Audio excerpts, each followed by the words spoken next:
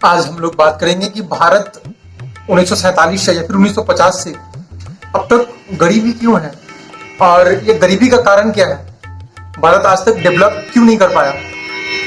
हम इसी के ऊपर आज बात करेंगे और बात करेंगे कि क्या कारण है कि भारत आज भी अंडर डेवलपमेंट में ही आता है। आज भी भारत बहुत गरीब है, जबकि भारत के साथ जो देश था वो देश काफी आगे निकल गया। हम चाइना की बात करते हैं, चाइना भारत से 1980 में नीचे था, हमारा जीडीपी उसके जीडीपी से थोड़ा ज्यादा था, लेकिन आज हम क्या देखते हैं, चाइना दुनिया का दूसरा सबसे बड़ा इकोनॉमी पावर बन जाता है।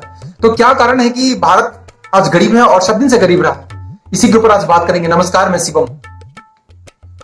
हम लोग यदि भारत के गरीबी का कारण सबसे बड़ा देखते हैं तो वो है एजुकेशन। एजुकेशन मतलब एक आपको हिंट्स देते हैं, आपको एक कोटेशन बताते हैं। 1945 के बाद मतलब वर्ल्ड वॉर 2 जब खत्म हुआ था तो उस टाइम इटली प्रधानमंत्री हुआ करता था इंग्लैंड का, और उस टाइम उसके संसद में बात हुआ कि एजुकेशन बजट काटा जाए क्योंकि हमारा देश का अर्थव्यवस्था काफी कमजोर है। तो इटली ये चीज बोलते हैं कि एजुकेशन ऐसा हथियार है कि देश को बार बार बनाया जा सकता है। यदि आप एजुकेशन को ही खत्म कर दीजिएगा तो फिर देश कभी नहीं बन पाएगा, क्योंकि जिस इंग्लैंड को हम लोग बनाए थे वो इंग्लैंड एजुकेशन के कारण ही बना था, ना कि इंग्लैंड वो पैसे के कारण बना था, ना कि इंग्लैंड हम लोग अलग अलग रिसोर्स के कारण बना था। तो यदि इंग्लैंड को फिर से मजबूत होना होगा तो क्या बोलते हैं, एजुकेशन पे खर्चा करना ही पड़ेगा और ज्यादा खर्चा करना पड़ेगा, क्योंकि वर्ल्ड वॉर 2 के बाद क्या देखते हैं, इंग्लैंड बुरी तरीके से ध्वस्त हो चुका था। और उसके बाद हम लोग क्या देखते हैं, वहां पे एजुकेशन पॉलिसी को और मजबूत किया गया, वहां पे जीडीपी का बहुत बड़ा खर्च एजुकेशन पे दिया गया। भारत में क्या देखते हैं कि सबसे बड़ा कारण, आप जब सीएसडीएस का रिपोर्ट पढ़िएगा तो उस रिपोर्ट में क्या बताता है कि भारत में स्कूल तो है, सरकारी स्कूल है, गवर्नमेंट का बहुत सारा स्कूल है, यूनिवर्सिटी बहुत सारा है, लेकिन प्रॉपर वे में फंक्शन नहीं कर पाता है, काम नहीं कर पाता है वो। या तो वो कभी टीचर का एब्सेंट होना, पता चलता है कि वहां पे कोई लाइब्रेरी नहीं है, पता चलता है वहां पे सही तरीके से बुक नहीं प्रोवाइड किया जाता, पता चलता है कि सही तरीके से टीचर्स को ट्रेनिंग नहीं दिया गया है। तो एजुकेशन काफी कमजोर है, जिसके कारण हम लोग सोच नहीं सकते, हमारे पास स्किल्स नहीं है, हम सोच नहीं सकते कि हमको करना क्या है, कहां जाना है, हमारे पास एक वे फॉरवर्ड नहीं है। एक रिपोर्ट के मुताबिक जब ऑक्सफोर्ड का एक रिपोर्ट आया था और रिपोर्ट में यह बताया गया था कि भारत के 90% इंजीनियर से आप सिर पे ईंट उठवा सकते हैं, उसके सिर पे अलग अलग तरीके का सामान उठवा सकते हैं, लेकिन आप उसको ऑफिस में बैठाकर काम नहीं करवा सकते हैं।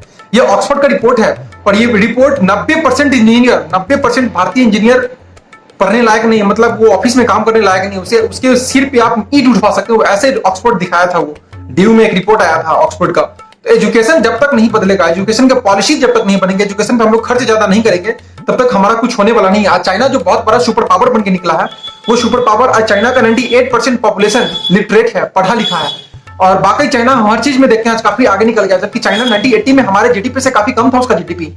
जबकि चाइना देखते हैं पिछले 30 साल में चाइना कितना ज्यादा ग्रो किया है और दुनिया का दूसरा सबसे बड़ा पावर निकला है। तो हमको यहाँ पे एजुकेशन पे खर्चा करना पड़ेगा, पहला चीज। दूसरा चीज हम लोग ये देखते हैं कि हमारे पास हेल्थ बजट नहीं है। भारत में हर साल 5 करोड़ लोग जब वो बीमार पड़ते हैं और हॉस्पिटल जाते हैं तो वो हॉस्पिटल में अपना पैसा, शरीर को स्वस्थ करने के लिए, ठीक करने के लिए जो खर्च करते हैं उसमें 5 करोड़ लोग गरीब हो जाते हैं।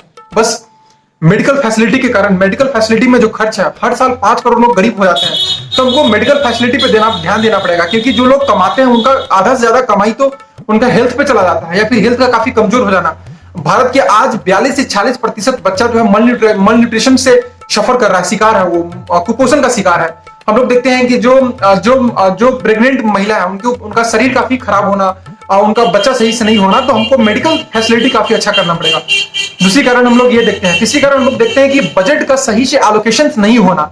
बजट के एलोकेशन मतलब हम लोग ये देखते हैं कि आज भी महज 20 से 30% बजट ही हमारे डेवलपमेंट में काम आता है। डेवलपमेंट की बात करते हैं, 20% बजट, मतलब बजट का 20% हिस्सा तो हम आईएमएफ का जो लोन है, या फिर वर्ल्ड बैंक का जो लोन है, या फिर हम लोग एआईडीबी का मतलब एशियन डेवलपमेंट बैंक का जो लोन लिए हुए हैं, या फिर अलग इंटरनल जो बैंक का लोन लिया हुआ है, या फिर एक्सटर्नल अलग कंट्री से जो लोन लिए हुए हैं, उस लोन को चुकाने में मतलब जो इंटरेस्ट लग रहा है उसका 20%, जीडीपी का 20% हम उस इंटरेस्ट को चुकाने में लगा देते हैं। बहुत मेजर फैक्ट है ये।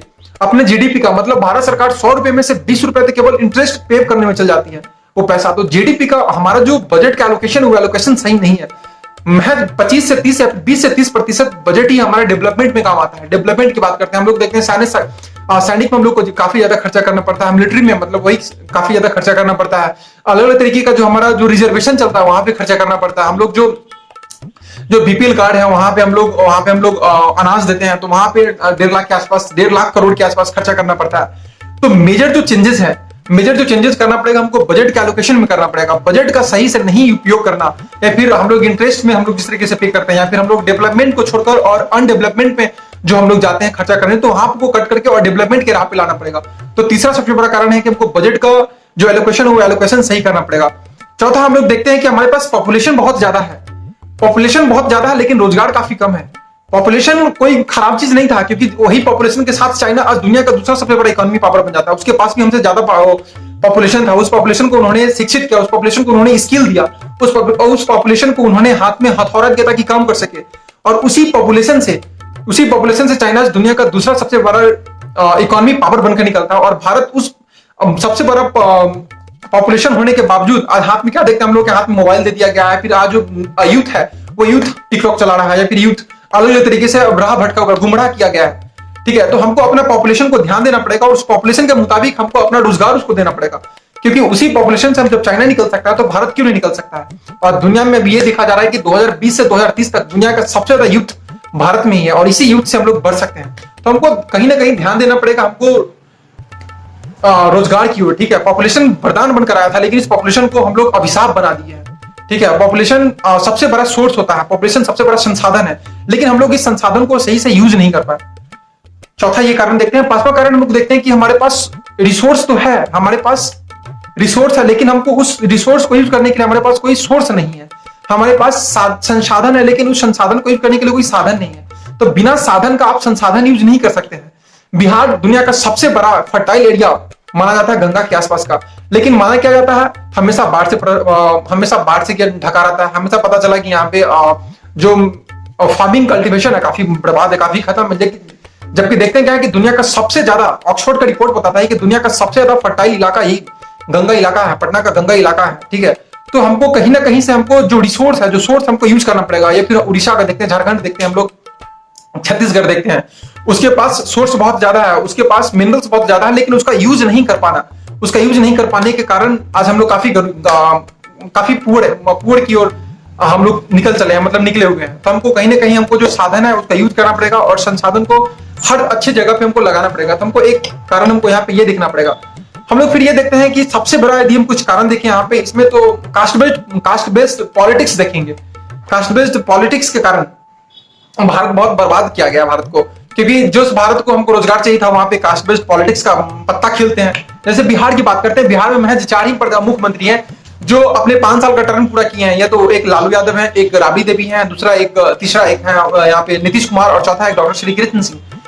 1950 के बाद 2020 तक बस 4 ही मुख्यमंत्री हैं जो अपने 5 साल का टर्म पूरा किए हैं। तो कास्ट बेस्ड पॉलिटिक्स, या फिर हम लोग देखते हैं मंडल कमीशन लाया गया था केंद्र में। मंडल कमीशन यादव को ओबीसी का वोट बैंक लेने के लिए लाया गया था। और उससे पहले हम लोग देखते हैं दलित का वोट बैंक है, वो दलित आगे नहीं गया। जिस तरीके से हम लोग देखते हैं, जिस तरीके से उसके ऊपर खर्चा किया गया उसे आगे नहीं गया, लेकिन जो उसको लीड कर रहे होते मायावती काफी आगे निकल गई। ठीक है, तो कास्ट बेस्ड पॉलिटिक्स के कारण क्या होता है कि हम लोग एक जाति में, हम लोग एक कास्ट में उलझ चुके होते हैं, हम लोग एक कास्ट में फंस जाते हैं, और फिर वहां पे कोई डेवलपमेंट नहीं दिखता है। तो हम लोग को कास्ट बेस्ड पॉलिटिक्स को तोड़ना पड़ेगा और हम लोग एक डेवलपमेंट की ओर चलना पड़ेगा। चौथा कारण, 5वें कारण हम लोग देखते हैं तो ये है। आगे हम लोग देखते हैं तो वो निकलेगा वेल्थ डिस्ट्रीब्यूशन। वेल्थ डिस्ट्रीब्यूशन में हम लोग देखेंगे कि भारत, एक रिपोर्ट के मुताबिक भारत का 1% पॉपुलेशन भारत के 73% वेल्थ कैरी करता है। भारत का 1% पॉपुलेशन भारत के 73% वेल्थ, भारत की संपत्ति को कैरी करता है। तो जो वेल्थ डिस्ट्रीब्यूशन, उसको हमको हर चीज में हमको बराबर से देना पड़ेगा। ठीक है, एक हम लोग यहाँ पे वेल्थ डिस्ट्रीब्यूशन देखते हैं। हम लोग देखते हैं कि डॉक्यूमेंट्स राज आज भी लाइसेंस राज है। लाइसेंस राज 1991 में खत्म किया गया था, लेकिन आज भी लाइसेंस राज है। और लाइसेंस राज में हम लोग देखते हैं क्या है, तो सबसे बड़ा आज भी हमको पता ये चलता है कि एक इंडस्ट्री खोलने के लिए हमको 230 लाइसेंस चाहिए, हमको बहुत अलग अलग तरीके का लाइसेंस चाहिए। तो लाइसेंस राज से हम लोग को हटना पड़ेगा, और वहां पे हमको अच्छा से अच्छा एक नियम बनाना पड़ेगा, एक रिफॉर्म करना पड़ेगा। फिर आगे हम लोग आगे कुछ कारण देखेंगे, तो वो हमारे पास इंफ्रास्ट्रक्चर भारत का काफी कमजोर है। हमारे पास रोड नहीं है, हमारे पास इलेक्ट्रिसिटी सही से नहीं है, हमारे पास वाटर का जो सप्लाई है वो सही से नहीं है, हमारे पास लेबर का जो नियम है वो सही से नहीं है। हम लोग देखते हैं कि हमारे पास जिस तरीके से रोड है, जो स्टोर रूम होता है वो नहीं है। तो इंफ्रास्ट्रक्चर्स को मजबूत करना पड़ेगा, ताकि जो विदेशी कंपनी है वो भारत में आ सके, फिर भारतीय कंपनी आराम से मार्केट लगा सके। इसी कारण हम लोग क्या देखते हैं कि भारत में विदेशी कंपनी भारत में नहीं आ पाती है, क्योंकि भारत का इंफ्रास्ट्रक्चर काफी बर्बाद है। भारत में लाइसेंस आज भी है। और इसी कारण हम लोग देखते हैं कि चाइना का इंफ्रास्ट्रक्चर काफी मजबूत हुआ, वियतनाम काफी आगे निकल चुका है, साउथ कोरिया काफी आगे निकल चुका है, जापान काफी आगे निकल चुका है, क्योंकि उसका जो इंफ्रास्ट्रक्चर है काफी मजबूत है। तो हमको इंफ्रास्ट्रक्चर से मजबूत करना पड़ेगा। बाय द वे अभी काम हो रहा है, लेकिन हमको और लार्ज स्केल पे करना पड़ेगा ताकि भारत के डेवलपमेंट को देखा जा सके। करप्शन यहाँ पे काफी ज्यादा है। करप्शन इतना है कि भारत का वर्ल्ड में जो इंडेक्स निकलता है, उस इंडेक्स में भारत का आज करप्शन में 80 नंबर पे आता है। मतलब भारत दुनिया का 80वां सबसे बर्बाद देश है जहां पे भारत करप्शन में आता है। जब वर्ल्ड बैंक का, जब इंटरनेशनल लेवल पे जब इंडेक्स निकलता है करप्शन का, तो सबसे ज्यादा करप्शन भारत में कहीं ना कहीं दिखता है, क्योंकि भारत के थोड़ा सा नीचे पाकिस्तान दिखता है, चाइना दिखता है। तो कहीं ना कहीं करप्शन है। करप्शन को खत्म करना पड़ेगा, तब जाकर हम लोग ग्रोथ की ओर निकल सकते हैं। हम लोग बात करते हैं banking facility. Indira Gandhi banking का नेशनलाइजेशन इसलिए की थी ताकि वहां पे हर लोग, हर तबका का लोग, हर कास्ट, हर मतलब जो गरीब है, जो अमीर है, जो गांव से लोग है, जो शहर के हर लोग बैंक में जा सके। तो उसको बैंकिंग फैसिलिटी को मजबूत करना पड़ेगा, क्योंकि आज भी हम लोग देखते हैं बड़े बड़े लोगों का या फिर बड़े बड़े इंडस्ट्रियलिस्ट का ही वहां पे दबदबा चलता है। तो उसको खत्म करके बैंकिंग फैसिलिटी को आगे निकालना पड़ेगा और हर लोगों के बीच पहुंचाना पड़ेगा, ताकि हमारा जो डेवलपमेंट है वो काम किया जा सके। हम लोग केवल रिपोर्ट देखते हैं, जब हम लोग ग्राउंड लेवल पे बात करते हैं तो वहां पे कुछ दिखता नहीं है। तो हमको ये भी एक दिखना पड़ेगा। जेंडर इनइक्वालिटी इंडेक्स देखते हैं हम तो लोग 112 नंबर पे आता है भारत। जेंडर इनइक्वालिटी इंडेक्स में ये दिखाता है कि आज भी मेल का डोमिनेंस है, आज भी जो मेल है उसका डोमिनेंस है, क्योंकि फीमेल को आगे नहीं बढ़ना, फीमेल को एजुकेशन नहीं देना, फीमेल को घर से बाहर नहीं निकलने देना। तो कहीं ना कहीं हम क्या देखते हैं, डेवलपमेंट में 50% महिला और डेवलपमेंट में 50% मेल।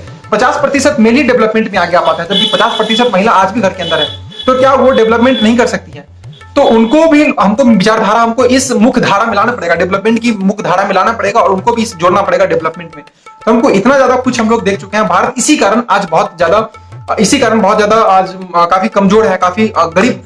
जो विकसित देश आता है वो अंडर डेवलपमेंट की ओर अंडर डेवलपमेंट में हम लोग गिनते हैं भारत को। तो भारत को कहीं ना कहीं इसमें रिफॉर्म करना पड़ेगा। और भारत का सबसे बड़ा कारण ये देखते हैं तो एक है एग्रीकल्चर में भारत का 75 मतलब कि 70 से 75 करोड़ लोग या तो डायरेक्ट में या इनडायरेक्ट वे में एग्रीकल्चर पे जुड़े हुए हैं।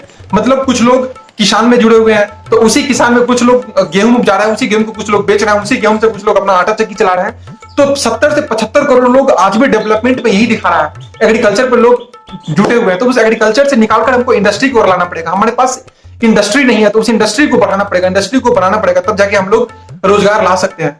और जो मैन पावर जो एग्रीकल्चर में, उसको निकालकर हम लोग को इंडस्ट्री की ओर शिफ्ट करना पड़ेगा, रिफॉर्म करना पड़ेगा, अलग अलग तरीके का रिफॉर्म करना पड़ेगा, क्योंकि रिफॉर्म भी काफी नीचे कमजोर है।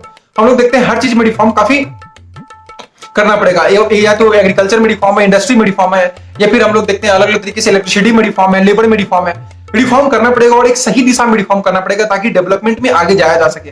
तो रिफॉर्म करना पड़ेगा और भारत को यदि डेवलप निकलना बनना है, तो ये सब चीज से आगे जाना पड़ेगा। और सबसे बड़ा तो फैक्ट बता ही थे कि भारत का आज भी 20% जो मतलब जीडीपी का जो जीडीपी है वो इंटरेस्ट में ही पे करने में चला जाता है। मतलब महज 30% के आसपास ही जो जीडीपी है, जो हमारे रेवेन्यू है, वो डेवलपमेंट में खर्च हो पाता है। बाद बाकी वो डिफेंस में हो, बाद बाकी वो रिजर्वेशन में हो, बाद बाकी वो गेहूं चावल जो पीपल कार्ड में देते हैं वहां पे देना पड़ता है। तो वो कहीं ना कहीं इससे छोड़कर और हमको डेवलपमेंट की ओर जाना पड़ेगा, और तभी भारत जाकर एक डेवलप्ड नेशन बन पाएगा। यही सब जो चीज था, चाइना अपने यहाँ रिफॉर्म करता है और फिर वहां पे देखते हैं चाइना में जो जिदाओंग हुआ करते हैं, ठीक है, वो जिदाओंग बाहर निकलते हैं और फिर वो इकोनॉमी रिफॉर्म करते हैं, और फिर भारत दुनिया में दूसरा सबसे बड़ा इकोनॉमी पावर चाइना बनकर निकलता है। और 2026 तक तो चाइना दुनिया का सबसे बड़ा पावर इकोनॉमी में बनकर निकलेगा, ये भी एक रिपोर्ट है। तो ये इतना एक नॉलेज था। यदि आपको ये चीज वीडियो अच्छा लगे तो please like, comment and share कीजिए। धन्यवाद।